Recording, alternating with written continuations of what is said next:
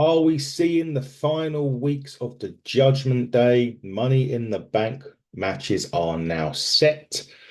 Uncle Howdy and Bo Dallas are continuing their heart to heart as we roll on with the Raw reload on the Hitting the Turnbuckle channel.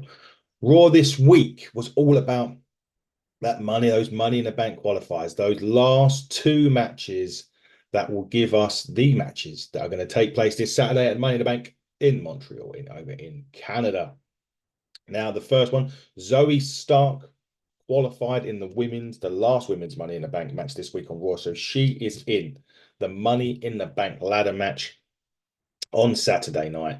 It's going to be an interesting one. The women's Money in the Bank match is actually going to be very, very interesting because there is no, like, I don't think really right now, when I look at the stars in there, Io Sky, Chelsea Green, Lyra Valkyria, Tiffany Stratton, Naomi, and Zoe Stark, I look at that list and I think to myself, who wins this?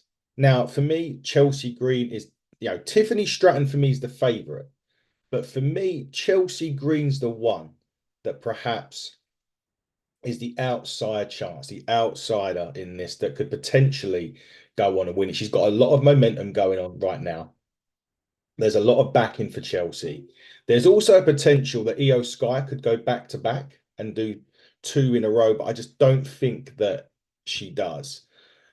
I got a feeling, I've got a sneaky suspicion that it's out of Chelsea Green and Tiffany Stratton for this. But what I like about this women's match is that it is so unpredictable.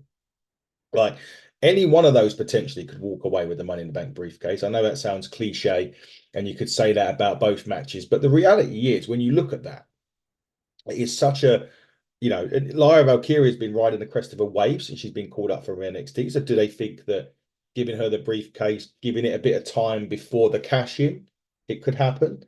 It's all one of these interesting things that, potentially could occur. I'm really looking forward to it. And I'm really looking forward to both matches, to be quite honest with you. This week on Raw, we'll head on to the men's one quickly now.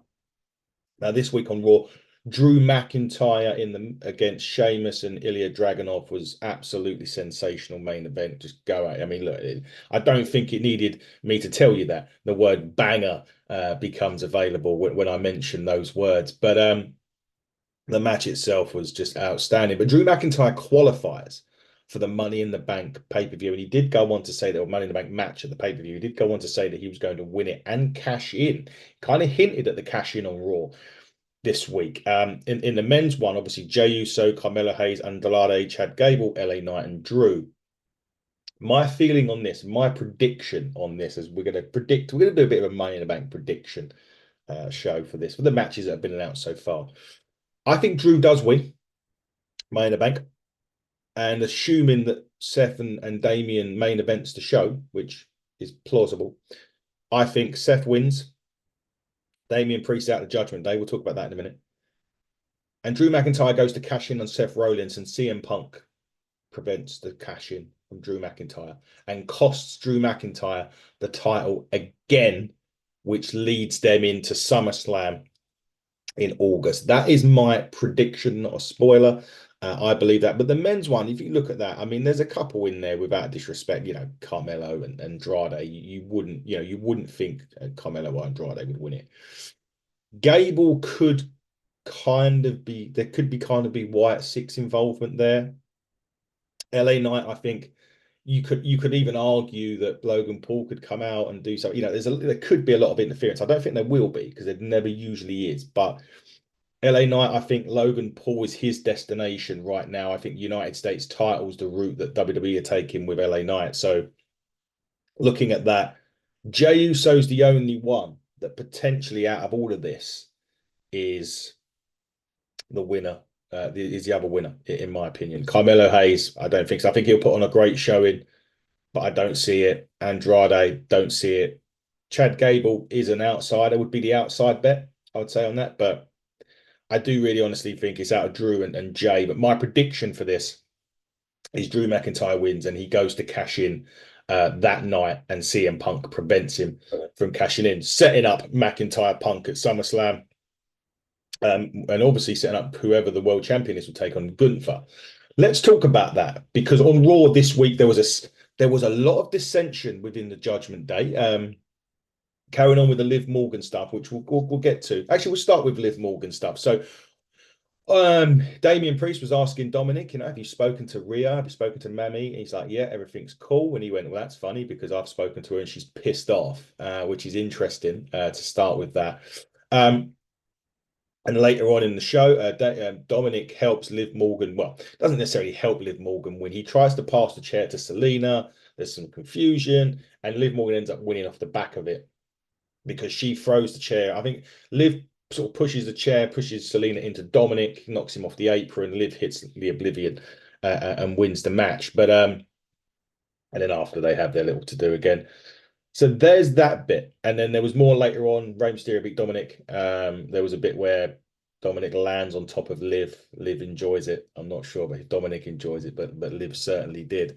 So there's that. And then there's the point about when Rhea is coming back. They hadn't mentioned Rhea for a while. So my assumption on that is that it's potentially that because they're starting to talk about Rhea Ripley now, Rhea might be getting closer to coming back. And it'll be interesting to see where they go with Liv to SummerSlam. Is Rhea ready to come back at SummerSlam? And in my opinion, and this is again just my opinion, I think that if Rhea comes back at SummerSlam, Dominic costs Rhea the match against Liv Morgan. Maybe even aligns himself, or him or Finn. And we'll talk about Finn in a minute because we're going to get to the, you know, the bit with the world title. That's my feeling about the Liv Morgan stuff. Again, it was a good, it is keeping you guessing, which is a good thing, right? Wrestling is all about trying to keep you guessing and where they're going and what they're doing with it. And the fact that this is going on in wrestling right now is great because it does keep us all guessing. As to where the storyline's going, we can all have ideas. Some will be right, some will be wrong. But yeah, my assumption is either Finn or Dominic will end up costing Rhea the match at potentially at SummerSlam. I don't know if it's going to be SummerSlam. I don't know. We don't know when Rhea's coming back, but my assumption will be soon because they have started to include her in conversations now. But the Liv Morgan Revenge Tour is certainly doing exactly what it wants. She said she's going to destroy Rhea from within, and she's certainly starting to do that. Well, she certainly has been doing it over the last month or so on Raw. So the Liv Morgan Revenge Tour is certainly in full swing and seems to be working and doing what it should be doing, shall we say, on Raw.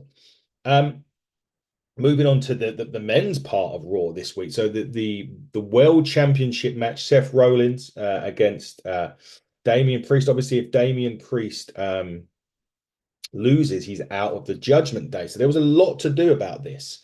And there was, the bit of the backstage where the Judgment Day, we're talking, Finn wasn't happy about what Damian said last week. It was to do with the fact he doesn't need the Judgment Day, and that he reckons that since Damian's won the world title, he's changed. There was a skit in the ring with Seth, Finn, and Damian later on. And it's pointing to the fact that Damian Priest will definitely not be in the Judgment Day going forward. That's for sure. I think personally, Damian will most certainly be going out of the Judgment Day. Would he do? I still think Money in the Bank. My prediction is still the same. Seth wins at Money in the Bank. Drew, and then Seth goes on to face Gunther, who we haven't seen in a while. We'll get into that.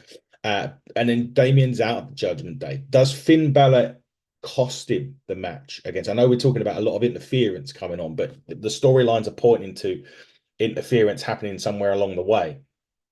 So potentially there's a lot of stuff going on here. With this particular match, yeah, I see Seth winning potentially, and I know there's talks of a heel turn as well from Seth Rollins coming up. So I'm not saying it's going to be this. I think it's more towards WrestleMania time. But Seth Rollins heel turn once again is in the works. Yeah, Seth winning it. I'm not sure how I feel about Seth just coming back and winning it again. But if it's a short title reign, I think it's fine. I would like, my personal opinion is Gunther at SummerSlam would work, and Gunther deserves the world championship. He hasn't been seen actually in such a long time. But I would love to see Gunther come back and win the championship at SummerSlam. As long as the cash in doesn't happen, assuming the cash in happens at Money in the Bank and assuming what I've said is right, then Gunter winning the title at SummerSlam would be great. And the only thing about that is it could kind of make Seth Rollins the transitional champion, unless the other way of doing it is including Damian Priest in the match to make it free, to make it a triple threat. Perhaps they could work it that way. I don't know. We'll have to see about it. But very interesting times. There's a lot, there's a lot of great stories going on, and a lot of wrestling is it's not just about how great the in-ring action is, and the WWE's in-ring action has massively improved, you know. But the storylines going around it have made it just as good, if not better, right now because it is intriguing. And the one thing that sometimes wrestling lacks is that little bit of intrigue. You do sometimes sit through wrestling and go, oh, yeah, you kind of know where this is going. But there is some storylines that's got some little bits here, little pockets.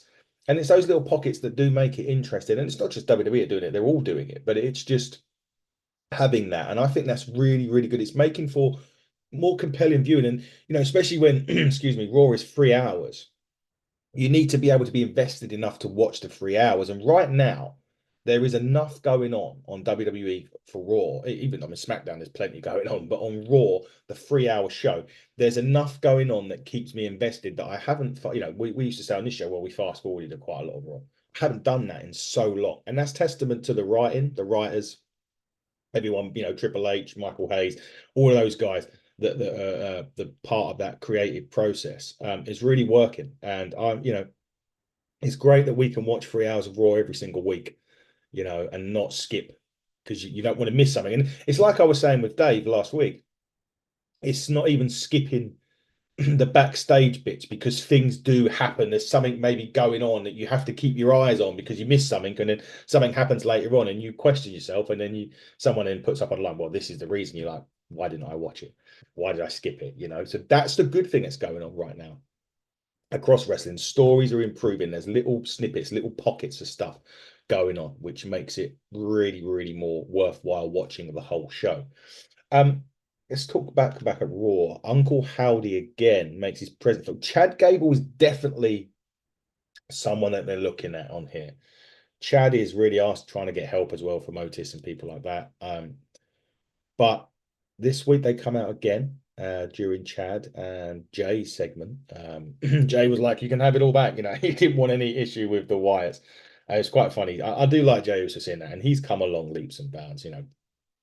He was always good as the right hand man. Don't get me wrong, and I think we will see the return of the right hand man in the next few months. Certainly when Roman comes back. But the part of this was yet another tape that was given to Michael Cole. And it was again Uncle Howdy, and it was again Bo Dallas, and it was all about Bo being the voice of the reckoning, Uncle Howdy being the reckoning, how he's this whole Bo, I think, is talking to himself because the point of this one I think is that people, if you didn't know that Uncle Howdy was Bo Dallas, the whole point of it I think was but they did mention about someone that's belittling family on this. And it gets me thinking that I'm not saying it's going to happen, but it's like, well, or someone, and also about attacking some family. I'm thinking, wow, that was the bloodline this week on SmackDown. I'm not even instigating the fact that the Wyatts are going to go and show up on SmackDown and attack the bloodline. I don't think that's going to happen at all. But again, you have to work out belittling, attacking family. Chad, that works with Chad because, and there's an outside thing that also works with Jey Uso because if you remember, Jey Uso was the one that belittled Jimmy Uso. He then basically kicked himself out of the bloodline by super kicking Roman Reigns. So there's that intrigue again. If you've got, I'm not saying I've got a creative mind at all, but when you're working through stuff and you're trying to take snippets of what they say and think who could they be talking about or who could they be, you know, looking to attack. And we can see the point of attack of Gable, and we get that. But then there was that bit, and I was thinking, well, if they're on Raw, because although they've not shown up on SmackDown, they're technically not been drafted as such, if you think the draft matters in wrestling, which, well, that's up for debate for sure. But I think if you look at it, there is snippets there of stuff that Jey Uso has done, and it was obviously all about how they brought the family together and stuff and such what like that, which is the Bo Dallas Uncle Howdy bit, but taking little pieces of information that they say in these interviews and trying to piece it together to give yourself maybe a better understanding as to who who they're attacking and who they're going after, which is really interesting. But yeah, it could be that, it could be they could go for Jey Uso as well. And a lot of it was also talking about how Bo was destined to do this. And if Uncle Ham's like, do you think you're special? And it's quite a lot of stuff here. But it's very, very interesting to look at how they're going to do this going forward. Still got a bit of intrigue. I'm still fully invested in the Uncle Howdy stuff because I still think there's some twists and turns left to go uh, in this. I'm going to touch on one more thing before we go to the Money in the Bank predictions here. Braun Breaker and Sami Zayn had another great moment this week ahead of their match at Money in the Bank.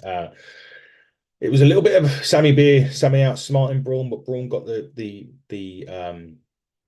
upper hand again near the end. But they are really developing Braun Breaker into an absolute star here in the WWE. And that's what I would say is if they want to put a market or a rocket to somebody and make them a star, for me, that's the way to do it. That is they do it so well with a lot of them, and they're doing it so well with the likes of you know, Braun Breaker and other and Gunter. They've done a great job of that. And to him and Sami Zayn, they had their little bit of to do before their match at Money in the Bank, but they've got a lot of sort of stars that are not there yet that are on their way to the main event, stars that are literally at the main event and they've not had their opportunities yet. And then there's so many top stars, but these two, I think, are going to put on a hell of a match at Money in the Bank. And Braun Breaker, for me, it could be his time. We'll get into that right now because Raw overall was another action-packed episode. So much stuff going on. So many different storylines happening across the board that, like I said, it keeps you invested in the 3 hours that you watch Monday Night Raw. There is so much good stuff going on at the moment that it's difficult to stay away from Raw right now. I'm really enjoying Monday Night Raw. I thought it was another solid episode.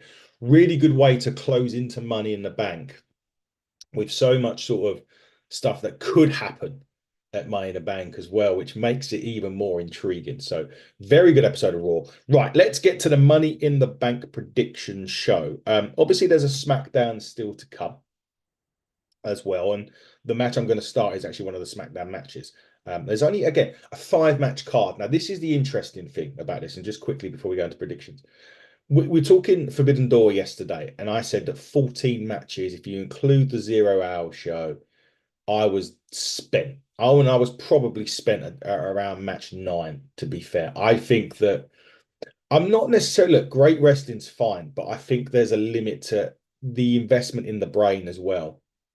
You've got to be able to think, oh, and part of it was like, yeah, we've still got this match and this match. You think, yeah, we still have this match and this match and this match, but you think, geez, like I've already seen, and these loads of matches, and sometimes the matches can be too samey, if that makes sense. And you think, yeah, we know, we kind of there's intrigue in who you want to win or lose, but it's like, yeah, but we're going to be seeing kind of the same match that we saw over here. So the fact that there's only 5 matches for me works well. I'm not saying five's a number. I would like I sort of say, yeah, 5 to maybe 7 matches. It is enough to sort of keep my intrigue as well as, don't burn me out. And I think that's the key bit, it's the burnout stage. 14, 15 matches that there was on Forbidden Door was just too many for me by literally nearly half. You could have halved that. I appreciate that you've got to get wrestlers from different promotions on. That's the whole point. But yeah, just too many. So we'll start anyway. Let's get back to the Money in the Bank. That's what we're here to talk about. Money in the Bank predictions. Cody Rhodes, Randy Orton, Kevin Owens, Bloodline. I see the Bloodline winning this. And I think, again, what the WWE have done really well on this, and if you watched SmackDown last week, you'll know, and the week before, actually. There was things where on SmackDown, Cody Rhodes was saying, yeah, I'm in Madison Square Garden. I want to defend this. I want a reputable challenger. And you saw Randy Orton's eyes. I'm not saying Randy Orton's going to cost Cody and Kevin this match. I think the Bloodline will win it somehow, but they'll win it. And it will probably push towards Solo and Cody at SummerSlam. But eventually, Randy is going to want that title. And I think that's where I kind of think that's where the money is, because I think the Cody Solo match at SummerSlam is kind of building towards more Roman's return than Solo picking up the championship. I don't think Solo wins the championship off of Cody at SummerSlam. But I do think that at some point Randy may turn on Cody, or it may be a match for respect kind of thing, a teacher student kind of match. I don't see Randy turn on him on this match. I do see the Bloodline picking up the victory. I even perhaps see Solo pinning Cody Rhodes. Now, you could argue Randy could RKO, but then it would then put him into that mix. And I don't think they want to put Randy in the mix with them two. I think they would rather have him as an on his own match with Cody. So my opinion is Solo pins Cody in the match, and that sets up their match at SummerSlam. But whatever, the Bloodline go on and be victorious. And then at SummerSlam, we get the Roman Reigns return at the end. That's my opinion on that. Braun Breaker, Sami Zayn. This is a tough one. This is, I think maybe I want to say Braun wins the title because I think he's ready. Part of me thinks it's a DQ, and perhaps they go on to SummerSlam and have another one, and maybe somebody else is in the mix as well. I'm going to say DQ finish. I'm going to say Sami wins by DQ. That's what I'm going to say on that one. It's going to be a great match. Braun winning it wouldn't shock me either. I just think that, yeah, I just think they're not quite gonna set that rocket off yet on Braun. But I do think that he wins the Intercontinental Championship, but either this one or the next one. But for this one, I'm going to go DQ, Sami Zayn victorious. That's what I'm going to go with. Women's Money in the Bank. They're probably the most toughest one to pick because they're, it's all plausible every single way. You could maybe argue Zoe Stark and Naomi. You could probably, if you're going to eliminate two, perhaps Zoe Stark and Naomi are the two that you eliminate off of that. But it is difficult because Io Sky back to back, Lyra Valkyria, is doing so well. I'm going to stick my neck out on this. I'm going Tiffany or Chelsea. That is the two. Tiffany's working with Nia. So I'm going to go Tiffany Stratton on the basis that she cashes in on Bayley at the end of the Nia Jax match at SummerSlam. That's what I'm going to go for. That's my pick. Tiffany Stratton, and I'm going to come away from that quickly because if I don't, I will change my mind again. Tiffany Stratton, my pick, and she cashes in at SummerSlam. That's my prediction right there. The men's one, Jey Uso, Carmelo, Andrade, Gable, LA Knight, McIntyre. I feel as if I've kind of mentioned it at the start of the show where I'm going with this. Drew McIntyre is going to win it. I think dependent on where this match is on the card and if Seth and Damien's match has happened or not. And I think that could be an important thing of who wins that match.